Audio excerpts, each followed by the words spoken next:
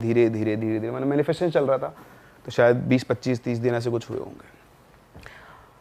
अब उसको भी मज़ा आ रहा था, धीरे धीरे वो समझने लग गया वो क्या बात कह रही है, क्या कर रही है। तो अब वो खुश हो गया था कि अब इस बार आई एम सक्सेसफुल, आ चुकी है वो, और he was very happy.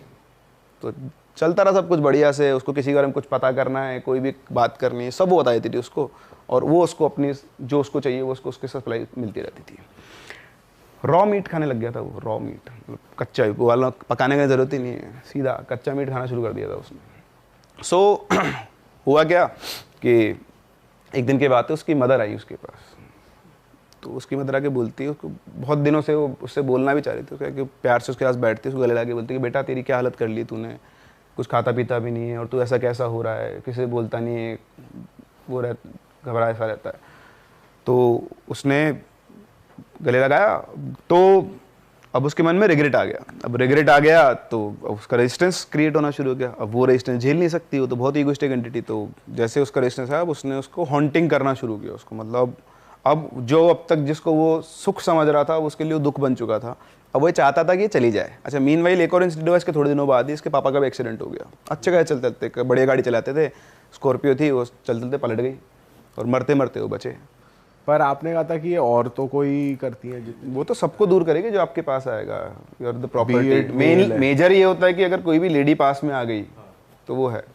But अब उसका रेजिस्टेंस चालू हो गया था ना, अब उसका अपना अफेक्शन किसकी तरफ जाना शुरू हो गया था, पेरेंट्स की तरफ, और लॉयल्टी किसकी तरफ होनी थी, इसकी तरफ। तो उसका हो गया, तो ठीक है अब झेलो। तो मदर का हुआ, फिर फादर का, तो दोनों से लग गया कि नहीं, अब वो ये प्रार्थना करता था कि चली जाए, कैसे भी करके चली जाए, पर वो जाती नहीं थी। वो रोज़ आती, रोज़ रात, पूरी पूरी रात वो सो नहीं पाता था, कोने में बैठ के बिल्कुल घबराया हुआ सा, और उसको जो करना था वो करके और जाती थी। उसका तो जो था वो प्रॉपर सिस्टम सब कुछ वही था। तो इस तरह से वो अब वो मन ही मन रात भर जागता, फिर सुबह तक सोता रहता। धीरे धीरे उसके पापा को भी चीज़ें दिख ही रही थी। तो जब सब चीज़ें इतनी बिगड़ गई, उनको लग गया कि यार कुछ ना कुछ तो साथ चल रहा है। तो उन्होंने उसको कुछ भी नहीं बताया। इनके खुद के इनके गुरुजी थे, उनका आश्रम तो बहुत पहुँचे हुए सिद्ध। तो वहाँ गए वो, वहाँ जाके उन्होंने बताया कि मेरे बेटे के साथ साथ पता नहीं क्या चल रहा है ऐसा कि रात रात भर जागता रहता है और ऐसे ऐसी बात है। तो उन्होंने बोला कि आपके लड़के की ज़िंदगी में ना कोई एन नाम की लड़की थी, उसकी वजह से ये सब हो रहा है। तो उन्होंने बोला मुझे तो ऐसा कुछ पता नहीं है। तो इनके एक भैया थे, ईशू कुछ ऐसे कुछ नाम था उनका। तो उनको उन्होंने बोला, उन्होंने सारी डिटेल पता की, तो इसकी जो गर्लफ्रेंड थी उसके बारे में पता चला। तो उन्होंने बोला हाँ पंडित जी ऐसा था। बोले लेकिन मुझे कुछ और भी दिख रहा है, बोले मैं यहाँ से नहीं देख पा रहा, मेरे को आपके घर आना पड़ेगा। तो बोलते कि ठीक है आप आ जाओ। तो बोलते हैं आज तो नहीं, मैं 15 दिन के बाद आपके घर आऊँगा, आप अपने बेटे को मत बताना, और एक बार आप उससे मेरी बात करो फ़ोन। तो उन्होंने फ़ोन किया, बोले बेटा ये गुरुजी तुझसे बात करना चाहते हैं। तो दिन का टाइम था, तो उन्हें गुरुजी को प्रणाम किया, जानता था वो। तो गुरुजी ने बोला कि बेटा एक बात बता, मैं तुझे मतलब मैं जब बोलूँ ना, मैंने एक शब्द बोलूँगा तो तेरे दिमाग में सबसे पहला चीज़ आए उसका नाम बताए ना। तो गुरुजी ने बोला अच्छा एक फूल का नाम बताओ।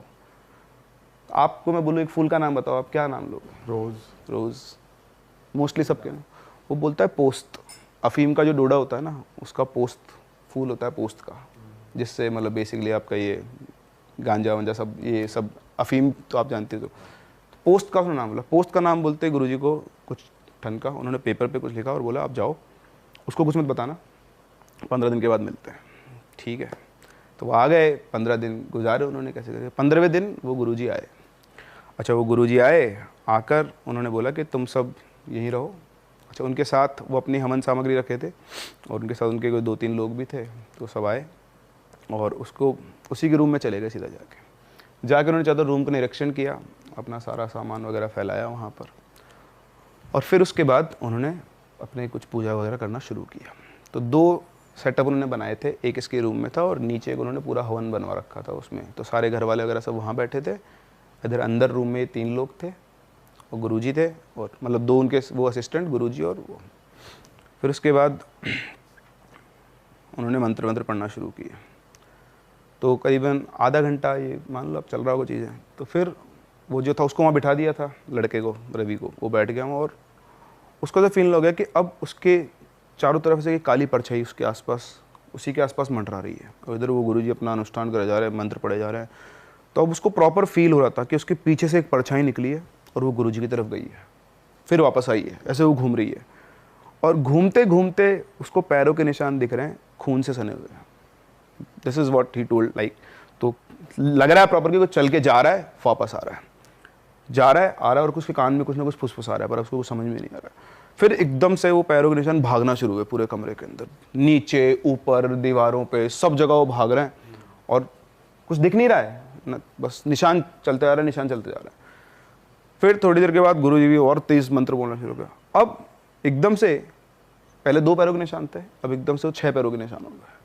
मतलब 2 की जगह 1 की जगह 3 लोग भाग रहे हैं। और फिर अल्टीमेटली ऐसे लग रहे हैं जो निशान चलते हुए कि 2 आदमी किसी को खींच के घसीट के लेके जा रहे हैं। तो कोई उन्होंने और 2 एंटिटीज बुलाई जो उससे पावरफुल होगी, उन्होंने उसको पकड़ लिया। अभी जो लड़ाई मारा पीटी की पकड़ के उसको, फिर उसको लेके जा रहे हैं। आप बेहोश आदमी को लेके जाते हो घसीट के, जबरदस्ती घसीट ले जाते हो।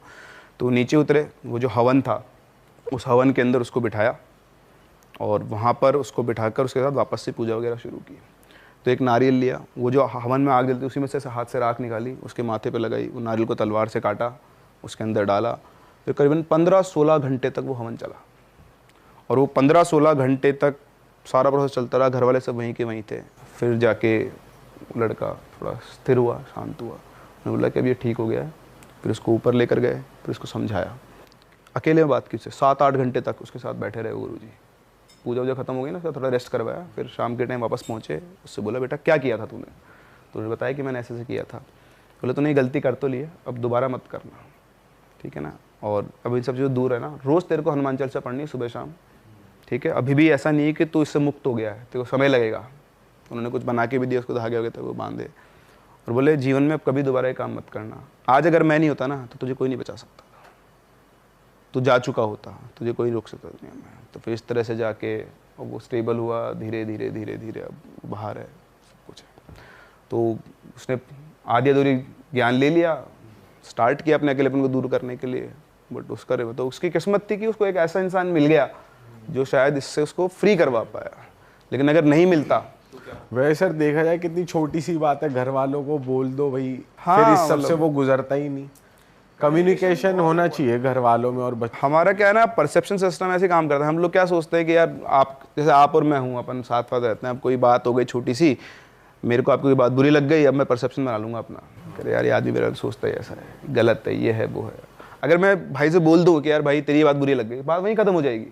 लेकिन लोग उसको घूटते रहते हैं अंदर अंदर, पता नहीं क्यों, मुझे समझ में नहीं आता है। क्लियर रहो ना, साफ बोल दो कि यार ये बात है, खत्म। आपकी ज़िंदगी के आधे दुख तो यूँ दूर हो जाएंगे। आदमी दुखी क्यों है? उसको कुछ लगता है, कुछ बुरा लगा, बोलेगा नहीं, चलता रहे दिमाग, मेरे साथ उसने उस दिन ये कर दिया, ये चल रहा है, ये मेरे बारे में यही सोचता है, ये सोचता है, वो घुटता रहता है, घुटता रहता है। अरे साफ मुंह से बोल दे तो वैसे ही सुखी रहेगा, आधे दुख तो वैसे दूर है आदमी के। तो भाई ये थी कहानी कर्ण पिशाचिनी की। आई होप भाई जो भी बच्चे ये देख रहे हैं ना भाई, इन्फ्लुएंस मत होना गलत तरीके से, और बिल्कुल भी कोशिश मत कर लेना। मैं एक चीज़ और बता दूं, जितना मैंने पढ़ा इसी के लिए उसको वो बता रहा हूँ, क्योंकि आप लोगों को वो दे रहे हो नसीहत।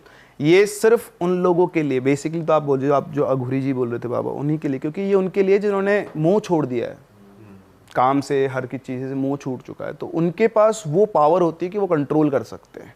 अगर आपकी भौतिक इच्छाएँ, ये जो इंस्ट्रूमेंट, जो मटेरियल वर्ल्ड है, अगर आप इससे डिटैच नहीं हो तो ये आपके लिए डेडली। और दूसरी बात ये भी है कि कुछ है या नहीं है, वापस से उस क्वेश्चन पे आते हैं। लेट्स से नहीं है, बट अगर है भी तो आप उसे क्यों इन्वोक करना चाह रहे हो? मतलब व्हाट इज द रीज़न? इससे बेटर है कि आप अगर करना चाहते हो सही रास्ते से करो, अपने लेवल को बढ़ाओ, स्पिरिचुअल लेवल को, फिर वहाँ पहुँच जाओ जहाँ पर आप उसे कंट्रोल कर सकते हो। बट जब तक आप वहाँ पहुँचोगे कि आप डिज़ायर से फ्री हो चुके होंगे, तो वैसे भी आप करना ही नहीं चाहोगे। इतना टाइम ही इतना लग जाएगा, क्योंकि नहीं, टाइम भी लग जाएगा ना। ये कोई वो नहीं, चलिए नहीं, आदमी करके हो रहा है अपनी भौतिक इच्छाओं को पूरी करने के लिए, जो फिजिकल वर्ल्ड के उसके जो भी मटेरियल इच्छाएं हैं, गाड़ी बंगला ये सब, वो सब आ जाए मेरे पास, तो इसीलिए तो वो कर रहा है इन्वोक, उसको शॉर्टकट चाहिए। जब आप लॉन्ग रास्ते से जाओगे तो आपकी इच्छा वैसे खत्म हो चुकी है सारी, तो बोलो अभी क्या ही करूँ इसको मैं सिद्ध करके। तो फिर आप अपनी सिद्धियों को बढ़ाने के लिए सिर्फ वो कर सकते हो कि मेरे पास ये पावर है, इस समय किसी का भला कर सकता हूँ। तो भाई बस कहानियों के मजे लो आराम से बैठ के, लेकिन उसको वो मत करो, कुछ भी नहीं करना है।